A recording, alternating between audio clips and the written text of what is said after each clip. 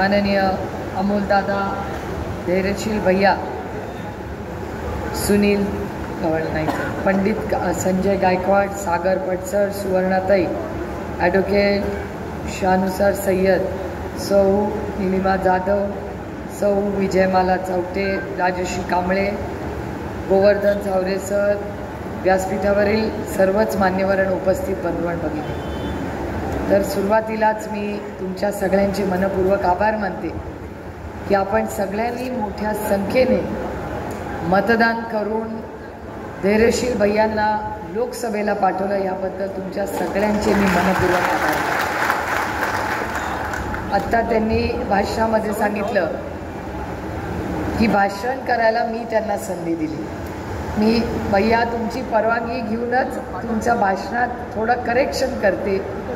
संधी मी देत नाही, संधी पक्ष आणि लोकसभा मतदारसंघ देतो. तुम्ही त्यांना संधी दिली म्हणून ते पार्लमेंटमध्ये भाषण करू शकले, त्यामुळे त्याच्यात माझा काही रोल नाही. त्यांच्या मनाचा मोठेपणा की त्यांनी माझं नाव घेतलं, पण आता ते पहिल्यांदाच निवडून आले आणि मला एका गोष्टीचा आनंद वाटतो की आधी दिल्लीमध्ये फक्त अमोलदादा आणि मीच बॅटिंग करायचो. आज बॅटिंग करायला 8 खासदार आज मिळालेले आहेत आणि यावेळेस अमोलदादा आणि मी तर बोललोच, पण त्याचबरोबर धैर्यशील भैया बोलले, निलेश लंके जोरात बोलले, भगरे सर बोलले, आपले बीडचे बजरंग आप्पा बोलले, म्हणजे प्रत्येकजण, आपल्या बाळ्या मामा बोलले, वर्ध्याचे अमर, म्हणजे 8च्या 8 खासदारांनी त्यांचं अकाउंट यावेळेस लोकसभेत उडकले. म्हणजे तुम्ही जे लोक महाराष्ट्राने निवडून पाठवले ते राष्ट्रवादी काँग्रेसच्या 8च्या 8 खासदार आज तिकडे महाराष्ट्राचे प्रश्न मांडतायत, ही माझ्यासाठी एक अतिशय समाधानाची गोष्ट आहे. आधीच्या अनेक भाषणांमध्ये अनेक गोष्टी मांडल्या गेल्या. एक खूप मोठा आवाज तुम्ही पाण्याचा प्रश्न त्यांनी मांडला. मला फक्त तुम्हाला एकच प्रश्न विचारायचा आहे की पाण्याची स्कीम तुम्ही करणार हे सांगितलं, पण त्याला लिफ्ट करावं लागेल. ते लिफ्ट करून मगच ते इथे येईल, बरोबर. आता लिफ्ट करण्यासाठी थोडासा आपल्याला अभ्यास करायला लागेल, कारण का बारामती लोकसभा मतदारसंघात की आम्ही लिफ्ट इरिगेशन बरंचसं केलं आहे. कधी कधी ते पंप वेळेवर नाही चालले किंवा त्याच्या विजाच्या बिल जर आपलं सरकार नसलं तर अडचणी येतात. हे मी स्वतः अनुभवलं आहे बारामती लोकसभा मतदारसंघात. तर तुम्हाला आणि धैर्यशील भैयांना मान्य असेल तर तुम्ही दोघं त्याचा एक प्लॅन करा. तुम्ही मुंबईला या, इरिगेशन खात्याशी मी स्वतः तुम्हाला घेऊन जाऊन एक चांगली मीटिंग लावू आणि टेक्निकलीही त्याच्याकडून आले. आता म्हणजे त्यांच्यासारखं आपण काम करत नाही, कारण का ते आपलं विधानसभा आली की हे करीन ते करीन. आता काय नाही तर नवीन त्यांना एक हाऊस पिटली आहे की जो येईल त्याला सांगायचं मी तुला ह्याच्याच पैसे देतो, त्याचे पैसे देतो. पैसे देणारा आम्हाला मनापासून आनंद आहे. म्हणजे त्यांनी मुख्यमंत्री लाडकी बहीण स्कीम योजना आता महाराष्ट्र सरकारने सुरू केली. मला आनंद आहे. बहिणींना एखादा भाऊ देत असेल तर काय त्याच्यात कुणाला हरकत आहे, पण त्याच्यात 2-3 गोष्टी फक्त मला तुमच्या नजरेत आणून द्यायच्या आहे की एक तर ते भाऊ खिशातून पैसे देत नाहीत. आपण सगळे GST भरता की नाही, आपण सगळे GST भरतो, आपण सगळे टॅक्स भरतो, त्या टॅक्सच्या पैशातून हा निधी येतो, हे एक ध्यानात ठेवा. म्हणजे या खिशातून या खिशात, ताटातलं वाटीत आणि वाटीतलं ताटात, हा पहिला मुद्दा. आणि दुसरा महत्त्वाचा मुद्दा जो मला खरंच वेदना देणारा होता की ह्या महाराष्ट्र सरकारचे 2 आमदार आहेत, त्यांचं जे भाष्य होतं ते कुणाकडे आहे का भाषण? ते मगाशी ती 2 भाषणं कुणाकडे आहेत का? नवनीत राणा, अरे मगाशी त्या मेहबूबकडे होतं ते, हो म्हणजे आहे का रेकॉर्डिंग कुणाकडे? तो महेश तो सांगून गेला होता कोणीतरी मेहबूबला, मगाशी मी सांगितलं होतं. कुणाकडे आहे काढा तोपर्यंत, मी सांगते ना. अरे बघा गप्पा मारत बसला हिरो. हे अतिशय महत्त्वाचं आहे. ते जे म्हणतात ना आम्ही खोटं बोलतो, हो मी रामकृष्ण हरिवाली आहे, मला माझ्या पांडुरंगाला रोज उत्तर द्यावं लागतं, मी खोटं बोलत नाही. आणि मी काय ते उगाच इलेक्शन आले म्हणून ह्यांच्यासारख्या काय गोष्टी उगाच सांगत बसत नाही. आता हे ऐका, हे केलं का सुरू? हे कोण बोलतंय? इलेक्शन जर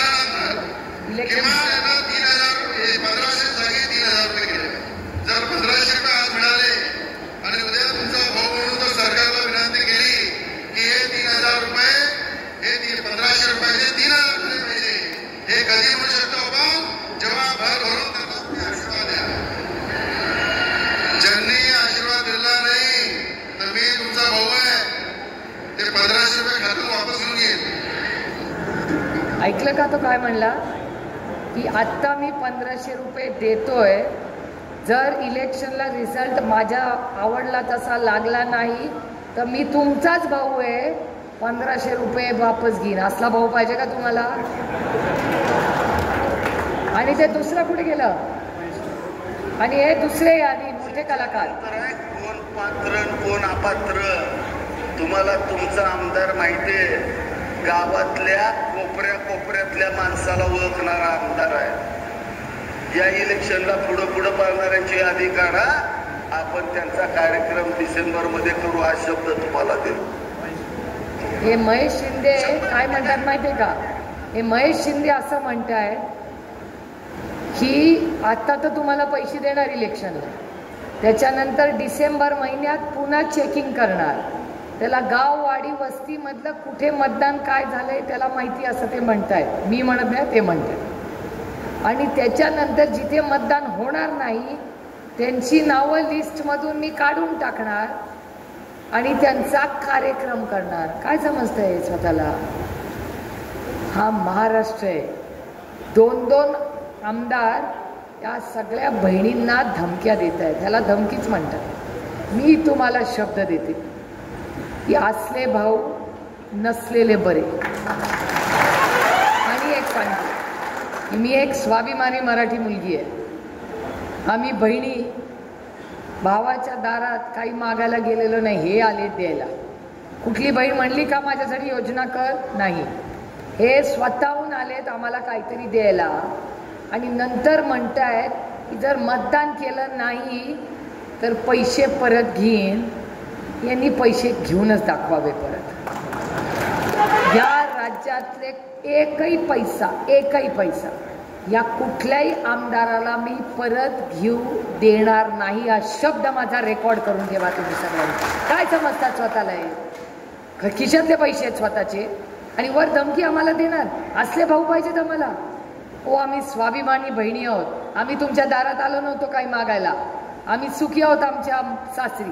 त्याच्यातून तुम्ही स्वतः येतात आणि वर आम्हाला धमकी देतात, जा नाही देत मतदान, बघू काय करतो हा बाबा. कारण काय? आम्ही स्वाभिमानी आहोत. या राज्यामध्ये कोणी आणखीन एक दुसरा एक कोणीतरी होता, तो आणि काय बोलला की आम्ही पैसे देतो आहोत आणि एक बहीण गेली तर दुसरी नाती जोडू. बहीण भावाचं नातं हे 1500 रुपयांनी नाही जोडलं जात, ते प्रेमाने आणि विश्वासाने जोडलं जातं. कारण का? प्रेम आणि नाती एक असतात आणि व्यवसाय वेगळा असतो. व्यवसायात प्रेम नसतं, पैसे असतात. आणि प्रेमामध्ये पैसा नसतो, विश्वास आणि प्रेम असतं. बरोबर आहे का नाही? मग हे 1500 रुपयांनी बहीण भावाचं नातं विकत घ्यायला निघाले, एवढे मोठे झाले. त्यामुळे गलिच्छ राजकारण फक्त 3 महिन्यांसाठी आहे. आणि मग ते म्हणतात आम्ही खोटं बोलतो. मी त्यांच्यापैकी कुठल्याही नेत्याबरोबर नाही, छोट्या कार्यकर्त्याबरोबर ते म्हणतील ती वेळ आणि ती म्हणतील त्या जागेवर बसायला तयार आहे. आणि ही जी योजना काढली आहे ज्याच्यात 3 या लोकांनी आम्हाला बहिणींना धमक्या दिल्या आहेत त्याच्यावर मी चर्चेला बसायला तयार आहे. पैसे दिले, काय उपकार नाही केले.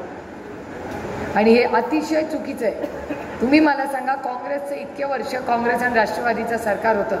संजय गांधी निराधार योजना काढली की नाही? कधी उपकार म्हणून काढलं का? की बघा संजय गांधी निराधारचे पैसे बंद होतील असं गलिच्छ कोणी बोललं? सर सकट कर्जमाफी आदरणीय पवार साहेबांच्या सरकारने केली तेव्हा म्हणलो का कधी? एकदा तरी कोण म्हणलं का अरे तुझी कर्जमाफी केली आहे, मतदान नाही केलं ना तर जर आता तुझी कर्जमाफी कॅन्सल, असं कोणी बोललंय? एक गलिच्छ राजकारण येतो. आणि या स्कीमा कधी आल्या? तुम्ही धैर्यशील दादांना निवडून दिलं ना त्याच्यानंतर त्यांना डोळे उघडले. लोकसभेपर्यंत हे काही सुचलं नव्हतं ना. कांद्याचा भाव सुचला होता ना ते कांद्याच्या भावाला वाढवलं म्हणून कमी केलं म्हणून माफी नव्हती, ना दुधाचा. मला सांगा, हे दुधाचा भाव किती लोकांना 5 रुपये मिळतात? हो, किती लोकांना मिळाले? मग दुधाला भाव आहे का? नाही. कांद्याला भाव आहे का? नाही. सोयाबीनला भाव आहे का? नाही. आणि महागाई गगनाला टेकली आहे का? नाही. काय स्वस्त झालंय मला सांग? महागाई, बेरोजगारी आणि भ्रष्टाचार. मी आवाहन करते, भ्रष्टाचाराच्या बद्दल तर दिल खोल के मी आता बोलू शकते. आठवतं आपल्याला पक्षाला इंग्रजीमध्ये NCP म्हणतात, म्हणजे राष्ट्रवादी काँग्रेस पार्टी. NCP. दिल्लीवाले येऊन काय म्हणायचे? सोलापूरलाच येऊन म्हणले होते, नॅचरली करप्ट पार्टी. म्हणजे एन फॉर नॅचरली, म्हणजे अगदीच त्यांना सवयच आहे. करप्ट म्हणजे भ्रष्टाचारी आणि पार्टी म्हणजे पक्ष. आता तुम्ही आम्हाला नॅचरली करप्ट पार्टी म्हणला, एकीकडे म्हणता ना खाऊंगा ना खाने दूंगा. मग खाऊंगा ना खाने दूंगा, मग आज तुमच्या सरकारमध्ये NCP कशी काय हो? आणि आरोप मी तर नाही केले. 70,000 कोटी रुपयाचा आणि भ्रष्टाचारा आरोप कोणी केला? देवेंद्र फडणवीसांनी केला. केला का नाही? मग त्या देवेंद्र फडणवीस आणि दिल्लीचे मोठ्या नेत्यांनी येऊन केला. अशी परिस्थिती असताना ज्यांच्यावर तुम्ही भ्रष्टाचाराचे आरोप केले, आज त्यांच्या मांडीला मांडी लावून तुम्ही सरकार बनवताय. मग भ्रष्टाचारी आम्ही का ते? आणि वॉशिंग मशीन माहितीये की नाही? आरोप करायचे, मग तो आपल्याकडे येतो, त्याला मशीनमध्ये टाकायचा, साफ करायचा, सत्ता द्यायची. तुम्हाला भ्रष्टाचार मुक्त महाराष्ट्र हवाय का नाही? मी तुम्हाला शब्द देते, महाविकास आघाडी सरकार आल्यावर भ्रष्टाचार मुक्त महाराष्ट्र आम्ही तुम्हाला करून देऊ. एक कॉन्ट्रॅक्टमध्ये आम्ही सरकारमध्ये आल्यावर कॉन्ट्रॅक्ट जो देऊ त्याच्यात एकही खड्डा पडू देणार नाही. आज खड्डे पडतात कसे? मगाशी मोटरसायकलवर दादाबरोबर मी बसून आले, जीव मुठीत घेऊन आले होते. एकतर मी मोटरसायकलवर वर्षातून एकदा नाही, दर आठवड्याला बसते. याचं कारण असं की बारामती लोकसभा मतदार खडकवासला हा भाग आहे आणि त्या भागात खूप ट्रॅफिक असतो. संध्याकाळच्या वेळेत कार्यक्रम चुकतात, म्हणून मी अनेक वेळा मोटरसायकलवर खूप वेळा बसते, कार्यकर्त्याच्या मागे बसते आणि पटकन कार्यक्रमाला पोचते. कारण काही 4 चाकी गाडी काय कामाची नाही, ट्रॅफिकमध्ये तासनतास बसावं लागतं कधी कधी, किंवा आणि कुठे फिरायला गेले तरी मी पटकन बाईकवर बसते आणि कार्यक्रमाला जाते. आता ही परिस्थिती असताना मला तुम्ही समजून सांगा सगळे की ह्यांच्याबरोबर मी जेव्हा बाईकवर बसले, मला वाटलं वा वा काय प्रॉब्लेम नाही यायला. नंतर जसं गाव यायला लागलं, खडखड खडखड खडखड, मी जीव मुठीत घेऊन बसले होते. म्हटलं अरे बापरे, एवढे खड्डे, रस्ते में खड्डा के खड्डे में रस्ता. आहे का नाही तसं? पैसे तर पुरे भरले, आपण टॅक्स भरला, त्याच्यातून रस्ता झाला, मग एवढे खड्डे कसे होतात? समृद्धी महामार्ग कुणाचा आहे? देवेंद्र फडणवीसांनी केला की नाही समृद्धी मार्ग? एवढा मोठा भगदाड पडलं की नाही? टीव्हीवर पाहिलं की नाही? मग बगदाडं पडतात कशी? ते नुसतं छोटासा खड्डा नव्हता, बगदाड होता, खालून सगळं दिसत होतं. अरे रेल्वेचे स्टॉपेज तुमच्याकडे येते का? ती कुठली ट्रेन हो ती जोरात जाते? ती वंदे भारत. वंदे भारत तर आमचे गरीब कष्ट करणारे असे बघतात. अहो माझ्याकडे कुठे थांबते ती? जी पुण्यावरनं निघते ती डायरेक्ट पंढरपूरलाच थांबते. मी 50 वेळा सांगितलं दौंडला थांबू द्या जरा. ती अशी झपकन जाते, पोरं पण म्हणतात वंदे भारत गॉन. त्याचा उपयोग आम्हाला होत नाही. आणि आम्हाला म्हणजे ते गरीब कष्ट. ट्रेन कुणासाठी असते? मोठ्या माणसासाठी असते का सर्वसामान्य मायबाप जनतेसाठी? ती 50 वेळा थांबली म्हणून यांना काय अडचण होते? आणि दुसऱ्या ट्रेन येत आहेत का? आणि यांनी थांबे बंद केलेले आहेत. माझ्याकडे दौंडला 160 ट्रेन थांबायच्या, आज 50 ट्रेन थांबतात. 50 110 ट्रेन थांबे त्यांनी कमी केले. कुणासाठी ट्रेन चालली आहे? जर सर्वसामान्य मायबाप जनतेला त्याचा उपयोग होत नसेल तर काय करायची ते? मग विकास कुणाचा विकास चालला आहे? त्यामुळे या सगळ्या गोष्टीचा फार आपण गांभीर्याने सगळ्यांनी विचार केला पाहिजे. आज पुढे भूम परांड्याला सभा आहे, त्याच्यामुळे मी तुमची सगळ्यांची परवानगी घेऊन पुढे जाणार आहे. माझ्यानंतर अमोलदादा बोलतील, पण जायच्या आधी 2-3 गोष्टी महत्त्वाच्या सांगून जाऊ इच्छिते. अर्थातच पुन्हा येईन वगैरे, मगाशी तो मेहबूब बोलला, पुन्हा येईन वगैरे असलं मी पण बोलत नाही. आणि काही लोक तर म्हणतात 2 पक्ष फोडून येईन. काय कौतुकाची गोष्ट की मी कॉपी करून पास झालो. वा वा. स्वतःच्या हिमतीवर पास होऊन आले असते तर कुछ बात थी. यांना तर कॉपी करून येण्यात बरं वाटते. काय म्हणतात, 2 पक्ष फोडून आणले. कसले पक्ष फोडून? ते काय प्रेमाने नाही आले तुमच्या बरोबर. ती ईडी लावली नसती तर भक्ती किती गेली असती तिकडे. आणि ईडी कोणी लावली? ज्यांनी लावली त्याच्याच बरोबर आहे. अरे ज्या माणसांनी पक्ष स्थापन केला, मला खरं सांगा, आमची लढाई कशासाठी आहे? मी आणि अमोल दादा जे लढलोय, कशासाठी लढलो? पक्ष कुणाचा? शरद पवारांनी स्थापन केला पक्ष. तुम्ही पक्ष नेला, तुम्ही चिन्ह नेलं. अरे मागितलं असताना प्रेमाने दिलंही असतं, पण तुम्ही ओरबाडून नेला असेल तर लढाई होती. तुम्ही मला सांगा, तुमची आहे का घरदार? वडिलांच्या नावावर आहे का तुमच्या? कोणाच्या नावावर आहे? वडिलांच्या. मग लावू का ईडी? आता लावते ईडी आणि घेते माझ्याकडे. द्याल का मला? का लढाल? लढाल का काय कराल मला सांग? लढणार ना? मग मी आणि अमोलदादांनी केलं ते बरोबर केलं का नाही? त्याच्यामुळे आमची लढाई ही नैतिकतेची लढाई आहे आणि असं सरकार पाहिजे. आता धैर्यशील भैया बघा, सगळ्या अडचणीच्या काळात म्हणजे मी तुम्हाला सांगते, सगळ्यात जास्त तुतारी कुठे राज्यात पहिली चालली असेल तर ती माढा लोकसभा आणि सोलापूरमध्ये चालली. म्हणजे ही चिन्ह पोचवायची जादू सोलापूरकरांनी आम्हाला कानात सांगावी हो जरा. काय चिन्ह पोचवलंय तुम्ही?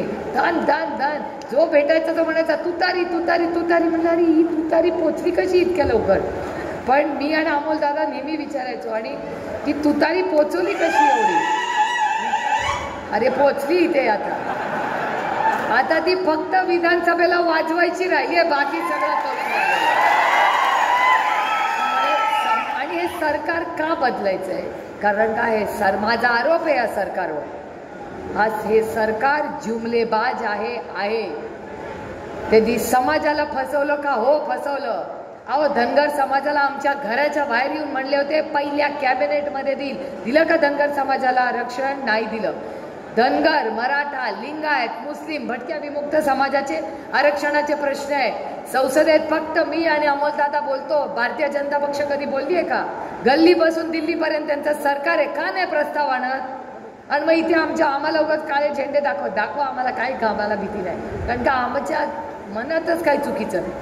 त्यामुळे त्यांची मला विनंती आहे, आरक्षणात फसवलं, शेतकऱ्यांना फसवलं, बहिणींना ओवाळणी द्यायची त्याच्यात पण आता धमकी द्यायला लागली. भ्रष्टाचारी सरकार आहे, महागाईच्या बाजूनी आहे आणि शेतकरी विरोधी हे सरकार आहे. त्याच्यामुळे ऑक्टोबरमध्ये आपल्याला सरकार बदलायचं आहे आणि असं सरकार आपल्याला आणायचंय जे दिल्ली समोर झुकणार. आता बघा, पालकमंत्री पद हवंय, दिल्लीला जायचंय. ग्रामपंचायतीला कुणाला तिकीट वाटू? दिल्लीला जायचंय. मंत्रीपद कुणाला मिळणार? दिल्लीला जायचंय. दुधाला किती भाव द्यायचा आहे? दिल्लीला जायचंय.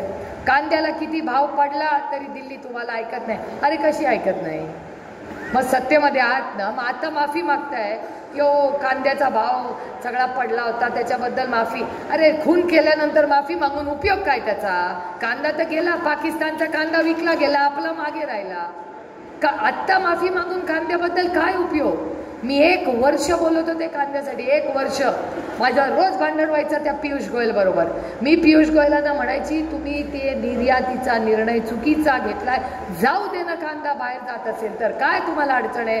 आमच्या कष्टकऱ्याला शेतकऱ्याला 2 पैसे जर मिळत असतील तर कांद्याला भाव काय तुम्हाला फरक पडतोय? पियुष गोयल म्हणायचे काय नाही.